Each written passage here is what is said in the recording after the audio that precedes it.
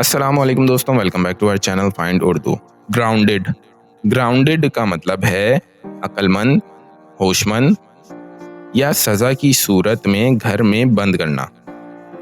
Grounded के दो मुख्तलिफ मतलब हो सकते हैं, अक्लमंद और होशमंद होना।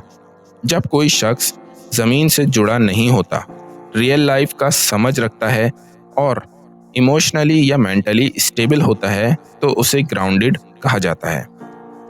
दूसरा मतलब है सज़ा के तौर पर घर में बंद करना। जब किसी बच्चे को कोई गलती करने पर पेरेंट्स उसे बाहर जाने से रोक देते हैं, तो कहते हैं कि he is grounded. His parents grounded him for a week after he broke the rules. उसके वालिदैन ने उसे एक हफ्ते के लिए घर में बंद कर दिया क्योंकि उसने कानून तोड़ा।